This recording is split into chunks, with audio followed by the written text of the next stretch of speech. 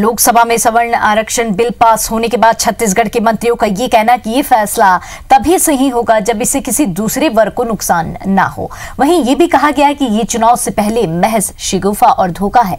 प्रदेश के कैबिनेट मंत्री टीएस सिंहदेव ने स्वर्ण आरक्षण बिल को चुनाव से पहले का शिगुफा कहा। वहीं रविंद्र चौबे ने इसे प्रधानमंत्री का देश के साथ एक धोखा कहा है। कैबिनेट मंत्री रुद्र गुरु के मुताबिक मोदी सरकार का ये फैसला तभी सार्थक होगा जब इससे किसी दूसरे वर्ग का नुकसान नहीं होगा।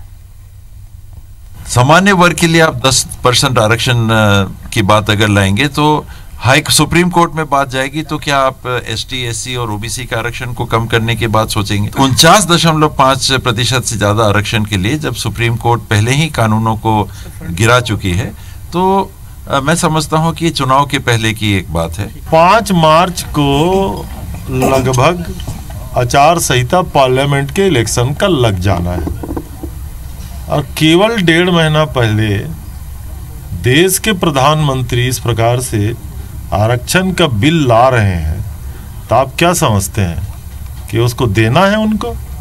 अगर देना होता तो बनारस से लौटने के बाद सबसे पहला बिल इसी को लाते। अगर किसी के विकास के लिए, हित के लिए अगर आरक्षण लागू करते हैं तो अच्छी बात है, लेकिन किसी एक वर्ग को खुश करने के लिए बाकी किसी और वर्ग को जिनको पहले से ही आरक्षण प्राप्त है उनका आरक्षण कम करके अगर इसको लागू करेंगे तो ये एक दुखद घटना होगी।